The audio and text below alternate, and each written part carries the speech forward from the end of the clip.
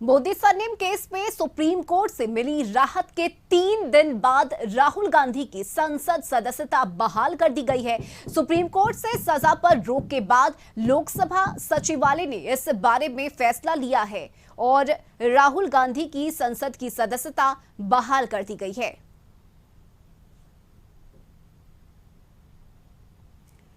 और पटना से संवाददाता आशुतोष चंद्रा इस वक्त हमारे साथ जुड़ गए हैं। आशुतोष, कांग्रेस के लिए खुशी का दिन है, बड़ा दिन है, जश्न मनाया जा रहा है क्योंकि राहुल गांधी की संसद की सदस्यता फिर से बहाल कर दी गई है। बड़ी जीत इसे मान रही है कांग्रेस पार्टी।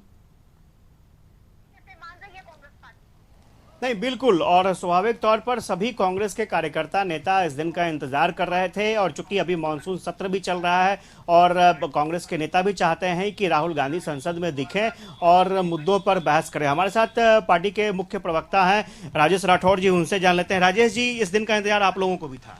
निश्चित तौर पे हमें कांग्रेस पार्टी के उससे ज्यादा देश के वो लोग जो लोकतंत्र पे विश्वास रखते थे, जिन्होंने नरेंद्र मोदी जी को वोट नहीं किया था, जिसका परसेंटेज 60% से अधिक है, कि आखिर लोकतंत्र अब कैसे रहेगा जब राहुल गांधी जैसे व्यक्ति की सदस्यता समाप्त कर दी जाती है छोटे छोटे केसों पे।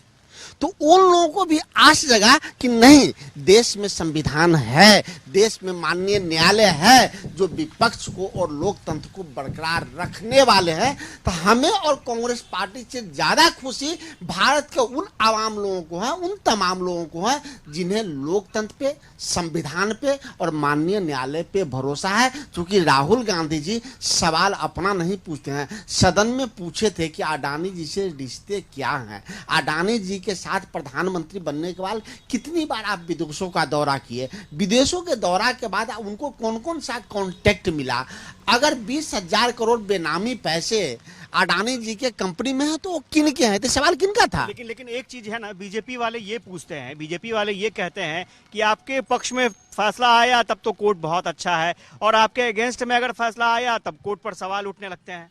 मैंने तब भी कहा था कि निचली अदालत का फैसला है, उच्च अदालत का फैसला है।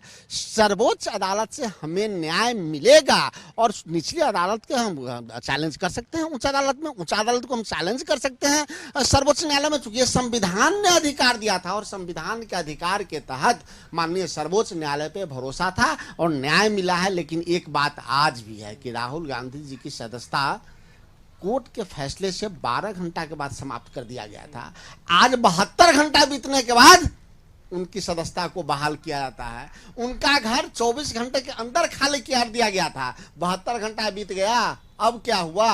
राहुल गांधी जी के परनाना अपनी सारी संपत्ति देश को दान कर दी, आनंद भवन सब जानते हैं, उनको आप घर खाली करा दिए। किनकी आवाज उठा रहे थे? जिनका घर एक, राहुल गांधी के पास एक घर नहीं है, देश भर में कोई घर है तो बता दे। भारतीय जनता पार्टी के लोग वो सरकारी घर में रह रहे थे, जनता की नुमाइंदगी कर रहे थे, वायनाड के सांसद थे, उसी हिसाब से उनको घर मिला था। भाजपा के अनेकों लोग हैं, जांच कीजिएगा तो एक आदमी के पास 12 घर है जो गेस्ट एकोमोडेशन पे रखे हैं। एक और सवाल है, कोर्ट ने सिर्फ सजा पर रोकने नहीं लगाई है, कोर्ट ने यह भी कहा कि बयान आपत्तिजनक था। ये आप मानेंगे ना, बयान आपत्तिजनक था?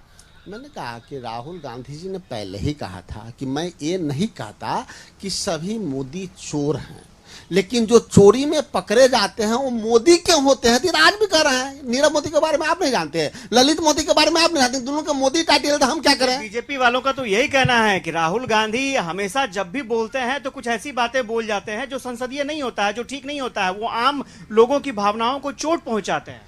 आज ही प्रधानमंत्री को एक शब्द बड़ा धारा घारा उनको समझ में नहीं आया, कल आगे बोले हैं लिख के। प्रधानमंत्री जैसे वो टेलीप्रॉम्प्टर से नहीं बोलते हैं। आज प्रधानमंत्री जी बोल रहे थे, धारा और घारा 3 बार बोले हैं, उनको ध को घ को ध बोल रहे हैं, इसलिए। अच्छा आशुतोष, राजेश राठौर जी से ये भी सवाल कीजिए कि अब बीजेपी का कहना है कि बीजेपी के सरकार में किसी के साथ गलत नहीं हो सकता है। ये कहना है बीजेपी के नेता का कि बीजेपी की सरकार में किसी के साथ गलत नहीं हो सकता, चाहे वो राहुल गांधी क्यों ना हो।